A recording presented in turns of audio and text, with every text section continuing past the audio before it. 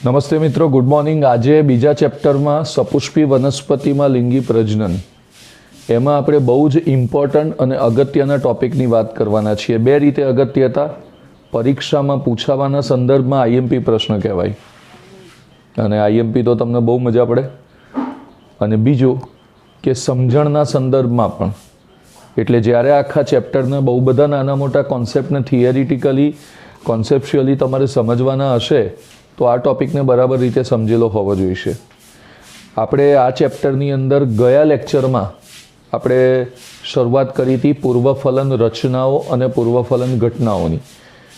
સપુષ્પી વનસ્પતિમાં લિંગી પ્રજનન, હંમેશા લિંગી પ્રજનનની અંદર પૂર્વફલન ઘટનાઓ કે પૂર્વફલન રચનાઓ આવે, તો આપણે પૂર્વફલન રચનાઓની વાત કરી હતી। હવે એની અંદર આપણે પુંકેસરની વાત કરી। પુંકેસરની રચનામાં પરાગાશય કોને કહેવાય, પરાગાશયનો આડછેદમાં કેવો દેખાય, 4 કોટરીય હોય, એના 4 સ્તરો, એની અંદર લઘુ બીજાણુધાની હોય, ચારે કોર્નરમાં લઘુ બીજાણુધાનીની રચના, બીજાણુજનક પેશીની રચના। આગલા લેક્ચરની અંદર આપણે આટલી વાત કરી ચૂક્યા છીએ અને આપણે જોયું હતું કે જ્યારે એક પરાગાશયની અંદર એક મોટા સ્તર ઉપર બહુ જ બધી પરાગરજ ઉત્પન્ન થાય ત્યારે આપણે એને પરાગ કોથળી કહીએ છીએ। તો એ જે પરાગરજ જે છે એની આજે આપણે વાત કરવાના છીએ। તો આપણો ટોપિક છે પરાગરજ। હવે પરાગરજ જે છે એ નરજન્યુજનક અવસ્થાનું પ્રતિનિધિત્વ કરે છે।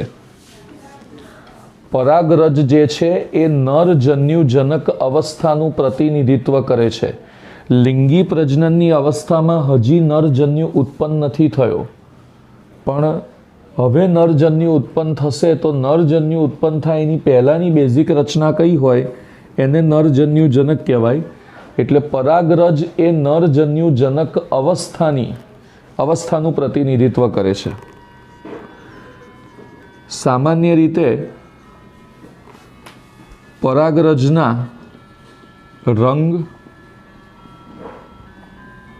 આકાર,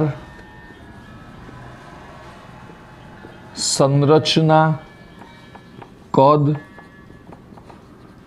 વગેરે બાબતોની અંદર ખૂબ જ વૈવિધ્યતા જોવા મળશે। તમે જાસૂદના પુષ્પને અડો અને પછી તમે જુઓ તો પીળો રંગ તમારા હાથ પર લાગે, કારણ કે એની પરાગરજ પીળી છે। તમે જુદી જુદી વનસ્પતિ કે જુદી જુદી જાતિની નાની નાની પરાગરજને તોડી અને સ્લાઇડ ઉપર મૂકીને કમ્પેર કરો તો તમને ખબર પડે કે વિવિધ પ્રકારની પરાગરજના રંગ, પરાગરજના આકાર, પરાગરજની સંરચના, પરાગરજના કદ એ બધી બાબતની અંદર ખૂબ વૈવિધ્યતા હોય છે। પણ સામાન્ય રીતે જો કહેવું હોય તો મોટે ભાગે પરાગરજ ગોળાકાર જોવા મળે। વધારે પડતી વનસ્પતિ જે છે, વધારે પડતી વનસ્પતિની જે પરાગરજ છે એ મેજોરિટી ગોળાકાર છે। એના સિવાય જો એ ગોળાકાર હોય તો એનો વ્યાસ 22 થી 50 માઇક્રોમીટર જેટલો હોય છે। પરાગરજનો વ્યાસ જે છે એ 22 થી 50 માઇક્રોમીટર જેટલો હોય છે। હવે પરાગરજ ગોળ છે અને પરાગરજની ખાસિયત છે કે પરાગરજ એ દ્વિસ્તરીય આવરણયુક્ત રચના છે। પરાગરજ એ દ્વિસ્તરીય આવરણયુક્ત રચના છે, એટલે ગોળાકાર પરાગરજ ખરી, પણ એની આજુબાજુ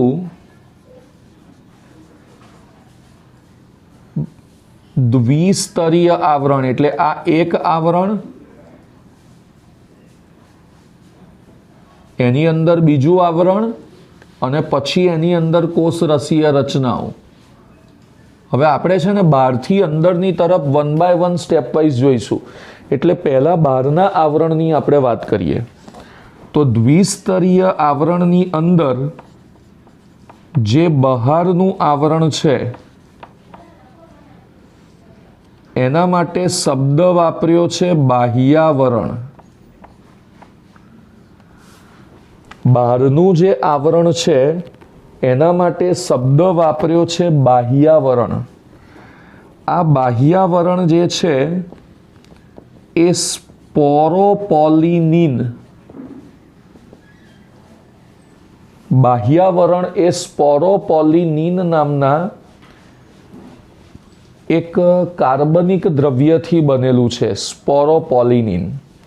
સ્પોરોપોલિનિનની ખાસિયત શું છે કે સ્પોરોપોલિનિન ઊંચા તાપમાન અને ખૂબ જ જલદ એસિડ કે બેઝ આ બધાની સામે પ્રતિરોધક છે. પરાગરજનું સૌથી બહારનું આવરણ જેને બાહ્યાવરણ કહે છે, આ બહારનું આવરણ જેને બાહ્યાવરણ કહે છે, જે થોડું તમને પ્રમાણમાં જાડું દેખાય છે. અંદરનું આવરણ એને અંત આવરણ કહે છે, જે પ્રમાણમાં પાતળું દેખાય છે.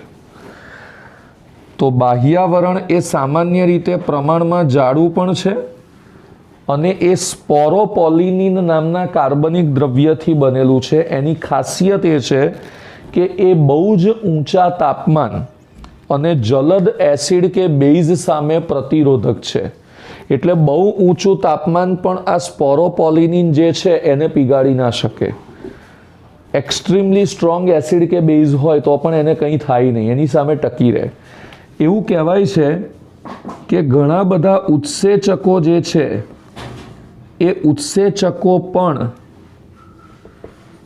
તેને અવનત કરી શકતા નથી.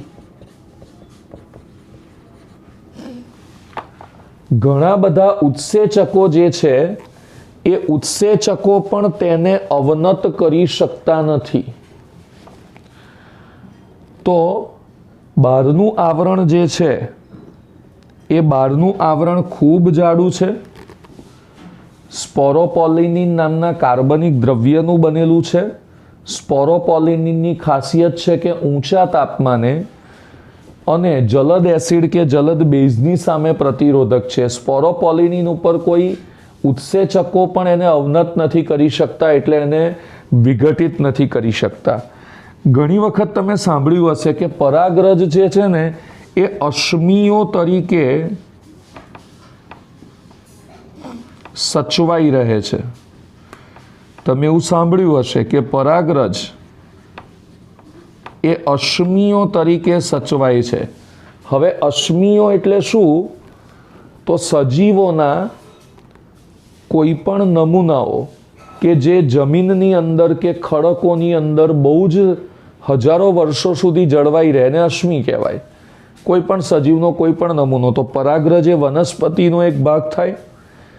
તો પરાગરજની આજુબાજુ સ્પોરોપોલિનિન છે, એના કારણે હજારો વર્ષો સુધી આજુબાજુની પરિસ્થિતિની એના પર અસર નથી થતી. એટલા માટે એ અશ્મિઓ તરીકે પણ સચવાઈ રહે છે. હવે તમે જો કોઈ પરાગરજને ધ્યાનથી જુઓ ને તો એની બહાર જે સ્પોરોપોલિનિનનું આવરણ છે એ સળંગ નથી. એટલે કેટલીક જગ્યાએ તો બહુ જ પાતળું હોય, કેટલીક જગ્યાએ ના હોય એવી સ્થિતિમાં હોય. તો જુઓ, આ એકદમ પાતળું કે નથી એવી સ્થિતિમાં જે છે એને જનન છિદ્ર કહેવાય. એટલે આપણે લખીએ કે બાહ્યાવરણ જે છે એ બાહ્યાવરણ સળંગ નથી. બાહ્યાવરણ જે છે એ બાહ્યાવરણ સળંગ નથી. પણ આ જે બાહ્યાવરણ છે જે સળંગ નથી, કેટલેક સ્થાને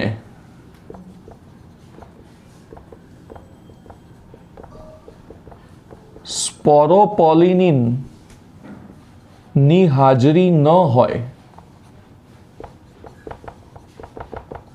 તો તે સ્થાનને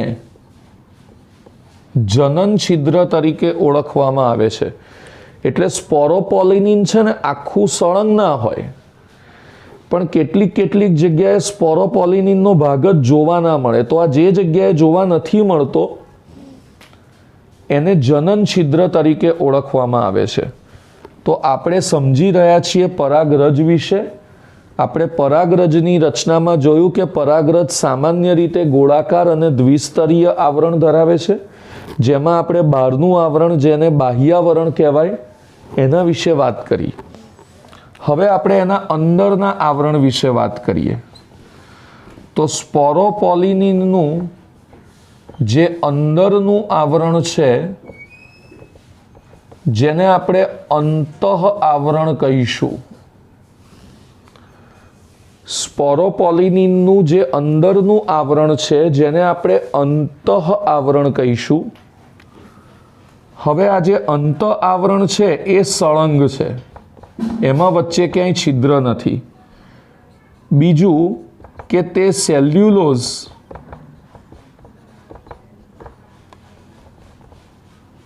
અથવા તો પેક્ટિનનું બનેલું છે.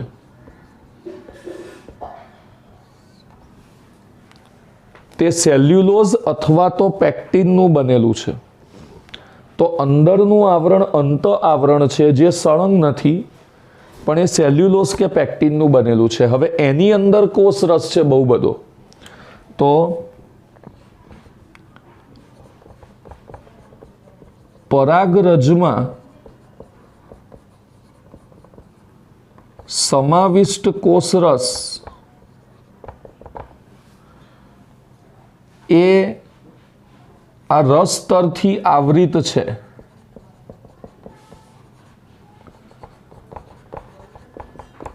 પરાગરજમાં સમાવિષ્ટ કોષરસ એ આ રસ સ્તરથી આવૃત છે.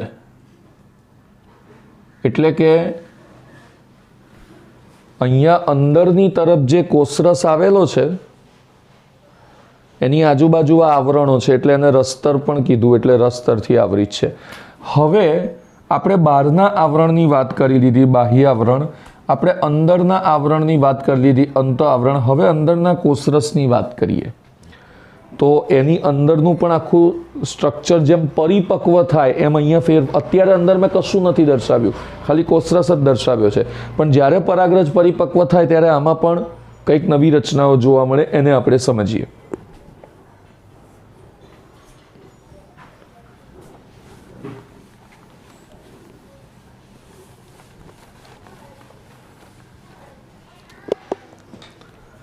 હવે જુઓ, માની લો કે આ પરાગરજનું બહારનું આવરણ જે સામાન્ય રીતે જાડું આવરણ છે અને જે સ્પોરોપોલિનનું બનેલું છે.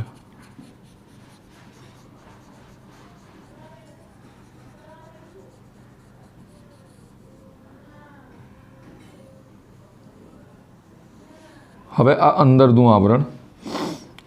હવે જેમ જેમ પરાગરજ પરિપક્વ થાય ને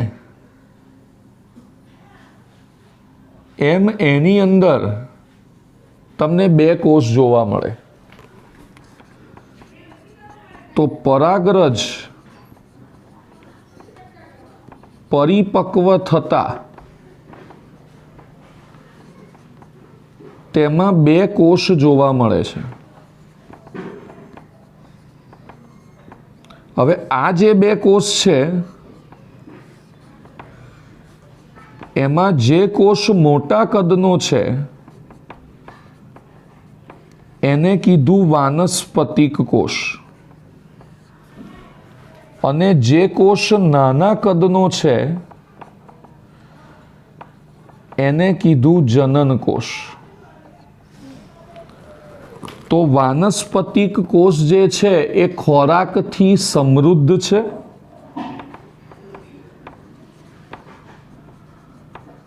વાનસ્પતિક કોષ ખોરાકથી સમૃદ્ધ છે. તે મોટું અનિયમિત આકારનું કોષ કેન્દ્ર ધરાવે છે. તો પરાગરજ પરિપક્વ થાય એટલે પરિપક્વ થતાં એની અંદર આ એક મોટો કોષ અને આ એક નાનો કોષ જોવા મળે. આ મોટા કોષની રચના જે છે એને આપણે કહીએ છીએ વાનસ્પતિક કોષ, અને નાના કોષની જે રચના છે એને આપણે કહીએ છીએ જનન કોષ. હવે જે મોટો વાનસ્પતિક કોષ છે એ ખોરાકના દ્રવ્યોથી સમૃદ્ધ છે. એ મોટું અને અનિયમિત આકારનું કોષ કેન્દ્ર ધરાવે છે.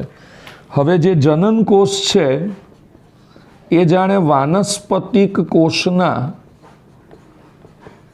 કોષ રસમાં તરતો હોય છે. એટલે આમ તો મેં છે ને અલગ બતાવવા માટે આ બે બોર્ડર બતાવી છે, બાકી આવી સ્પેસિફિકલી બોર્ડર ના હોય. તો વાનસ્પતિક કોષનો જે કોષરસ છે એના જ કોષરસમાં તરતો હોય તે ઘટ્ટ કોષરસ ધરાવે અને તે કોષ કેન્દ્ર પણ ધરાવે છે અને આ ત્રાકાકાર કોષ હોય છે. સામાન્ય રીતે આ જે જનન કોષ છે એમાં તમને આવું ત્રાકાકાર કોષ કેન્દ્ર જોવા મળશે. તો નાનો કોષ જે છે જનન કોષ એ વાનસ્પતિક કોષના કોષરસમાં જ તરતો જોવા મળે. એની આજુબાજુ અહીંયા ઘટ્ટ કોષરસ છે અને ત્રાકાકાર કોષ કેન્દ્ર ધરાવે. એટલે બે રચના થઈ ગઈ, વાનસ્પતિક કોષ અને જનન કોષ. હવે અત્યારે આ પરાગરજ તમે જુઓ તો આમાં બે કોષ છે, એટલે એવું કહેવાય કે દ્વિકોષીય અવસ્થા. તો સામાન્ય રીતે પરાગરજ મુક્ત થાય તો 60% જેટલી વનસ્પતિની અંદર તો પરાગરજ જે છે એ આ જ અવસ્થામાં મુક્ત થાય છે. એટલે કે જો હું પરાગરજની મુક્તિનો સમય વિચારું તો એને આ રીતે વર્ગીકૃત કરી શકું કે 60% જેટલી વનસ્પતિ એ દ્વિકોષીય અવસ્થામાં મુક્ત થાય છે. 60% જેટલી વનસ્પતિ એ દ્વિકોષીય અવસ્થામાં મુક્ત થાય છે. બાકીની વનસ્પતિ એ ત્રિકોષીય અવસ્થામાં મુક્ત થાય છે.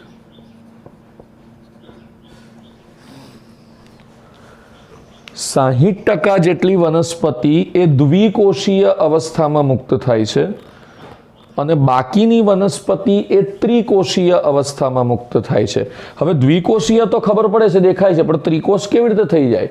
તો જ્યારે ત્રિકોષીય અવસ્થા થાય કેવી રીતે થાય? તો આ જનન કોષ જે છે એ સમવિભાજન પામીને બીજા બે કોષ બનાવે જે બેઝિકલી બે નરજન્યુ છે, પરાગરજની અંદરના બે નરજન્યુ. તો ત્રિકોષીય અવસ્થામાં જાય ત્યારે આ જનન કોષ સમવિભાજન પામીને આ જનન કોષ એ સમવિભાજન પામીને બે નરજન્યુ બનાવે. એટલે વનસ્પત પરાગરજનું મુક્ત થવું પુંકેસરમાંથી અથવા પરાગાશયમાંથી સ્ફોટન પામીને, તો એ સમયે એની અંદર 60% વનસ્પતિમાં આવી જ અવસ્થા હોય, દ્વિકીય અવસ્થા.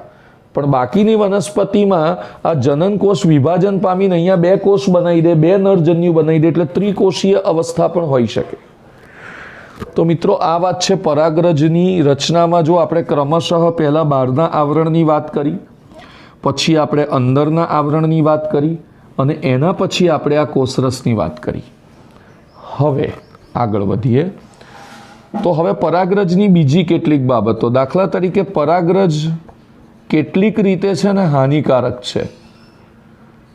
તો વાતાવરણમાં પરાગરજ ઉડતી હોય તો એના લીધે કેટલાક લોકોને એલર્જી થાય, કેટલાક લોકોને શ્વસન માર્ગની અંદર તકલીફ ઊભી થાય. ખાસ કરીને શ્વસન માર્ગમાં યાતનાઓ થાય, એના લીધે શ્વસન માર્ગના વિવિધ રોગો જેવા કે બ્રોન્કાઇટિસ કે અસ્થમા.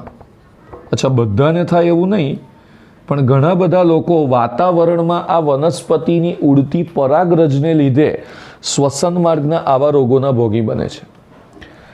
હવે જો પરાગરજના ફાયદાની વાત કરીએ તો પરાગરજ છે ને બેઝિકલી પોષક તત્વોયુક્ત છે. એટલે ઘણી જગ્યાએ પરાગરજમાં જે પોષક તત્વો છે એની ગોળીઓ બને અને એનો પોષણ માટે ઉપયોગ કરવામાં આવે. પશ્ચિમના દેશોની અંદર તો પરાગરજની ગોળીઓ અને સિરપ બને છે. મોટે ભાગે તેનો ઉપયોગ રમતવીરો અથવા તો એથ્લેટિક્સ એટલે પેલા દોડવાની જે સ્પોર્ટ્સ હોય છે એ સ્પોર્ટ્સ પર્સન પોષક પદાર્થ તરીકે આ પરાગરજમાંથી બનતી ગોળીઓ કે સિરપનો ઉપયોગ કરે. હવે સામાન્ય રીતે પરાગરજ પરાગાસન ઉપર પ્રજનન માટે સ્થાપિત થાય એટલે પરાગરજની જીવિતતા છે ને એ પૂરી થઈ જાય. જ્યારે પરાગરજ મુક્ત થાય ત્યારે પરાગરજ એવી ને એવી સ્થિતિમાં જળવાઈ રહેવા માટે સક્ષમ છે, જેને આપણે પરાગરજની જીવિતતા કહીએ. પણ જ્યારે એ પરાગાસન ઉપર સ્થાપિત થઈ જાય, જ્યારે એ જ પરાગરજ પરાગાસન ઉપર સ્થાપિત થઈ જાય અને પ્રજનન કરવાની પ્રક્રિયામાં આગળ વધે ત્યારે એની જીવિતતા ખતમ થઈ જાય. તો પરાગરજની જે જીવિતતા છે એનો સમયગાળો જુદી જુદી જાતિમાં ભિન્ન હોય. બધી વનસ્પતિની પરાગરજનો જીવિતતાનો સમયગાળો એક જ હોય એવું નથી.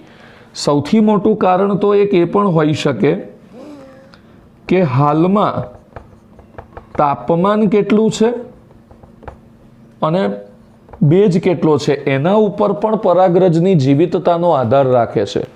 એટ પ્રેઝન્ટ મોમેન્ટ અત્યારે કોઈ વનસ્પતિની પરાગરજ સર્જાઈ તો હાલના તાપમાન અને ભેજ જે છે એના ઉપર પણ એની જીવિતતા કેટલી છે એનો આધાર છે. ઘઉં જેવી જે વનસ્પતિ એની અંદર 30 મિનિટ એના પરાગરજ ઉત્પન્ન થયાના 30 મિનિટ સુધી જ એની જીવિતતા છે. પછી એ પરાગરજ મૃત્યુ પામે અથવા તો એ નકામી થઈ જાય. ઘઉં પરથી મને યાદ આવ્યું કે ભારતમાં ઘઉંની કેટલીક જાતોને આયાત કરવામાં આવી હતી. ઘઉંની જાતોને એની જોડે ગાજર ઘાસ નામની એક વનસ્પતિ આવી અને એની પરાગરજ જે છે એ બહુ જ મોટા પ્રમાણમાં એલર્જી સર્જે છે. ગાજર ઘાસ નામની એક વનસ્પતિ આપણે ઘઉંની કેટલીક જાતોને આયાત કરી હતી બહુ ભૂતકાળમાં, ત્યારે ગાજર ઘાસ નામની વનસ્પતિ આવી અને ગાજર ઘાસ નામની વનસ્પતિ જે છે એની પરાગરજ છે ને એલર્જી બહુ મોટા પ્રમાણમાં સર્જે છે. તો ઘઉંની પરાગરજની જીવિતતા 30 મિનિટ. હવે કેટલાક કુળ છે, દાખલા તરીકે રોઝેસી કુળ, પછી લેગ્યુમિનેઝી કુળ, સોલેનેસી કુળ, નામ યાદ રાખજો. આ ત્રણેય કુળની વનસ્પતિઓ જે છે એની પરાગરજ મહિનાઓ સુધી ટકી રહે અથવા તો એ મહિનાઓ સુધી જીવિતતા ધરાવે છે એની પરાગરજ. એના પછી તમે એક શબ્દ કદાચ સાંભળ્યો હશે ભૂતકાળમાં, પ્રાણીઓ માટે કૃત્રિમ વીર્યદાન પદ્ધતિ. કે પ્રાણીઓમાં જ્યારે કૃત્રિમ રીતે સંકરણ કરાવવું હોય તો નર પ્રાણીના વીર્યને -196 તાપમાને એક સ્ટોરેજમાં જાળવી રાખવામાં આવે અને જ્યારે પણ એનો ફ્યુચરમાં કૃત્રિમ સંકરણ માટે ઉપયોગ કરવામાં આવે. આ જ સિદ્ધાંત એટલે આટલું જ ટેમ્પરેચર -196 તાપમાને પ્રવાહી નાઇટ્રોજનની મદદથી જુદા જુદા પ્રકારની વનસ્પતિની પરાગરજને સાચવી રાખવામાં આવે, જેને બીજ નિધિ કહેવાય. નિધિ એટલે બેંક, તો બીજ બેંક અથવા તો જ્યાં બહુ જ બધી વેરાયટીની વનસ્પતિની પરાગરજને સાચવી શકાય. એટલે એ પણ એની જીવિતતા જ સાચવી કહેવાય, પણ કૃત્રિમ રીતે. તો આ રીતે જુદી જુદી વનસ્પતિઓને પરાગરજને કૃત્રિમ રીતે પણ સાચવી શકાય છે. MCQ માટે યાદ રાખજો, તાપમાન -196 અને પ્રવાહી નાઇટ્રોજન. તો આ ટોપિક બહુ જ ઇમ્પોર્ટન્ટ છે. પરાગરજની રચનામાં આપણે બહાર સ્પોરોપોલિનીના બાહ્ય આવરણની વાત કરી, એના પછી અંત આવરણ, પછી અંદરના કોષરસમાં વાનસ્પતિક કોષ, નાનું કદ એટલે જનન કોષ, એના વિશે ડિટેલિંગ વાત કરી. પરાગરજની હાનિકારક અસરો શું છે, પરાગરજ ઉપયોગી કઈ જગ્યાએ છે અને પરાગરજની જીવિતતા શું છે. રાઈટ.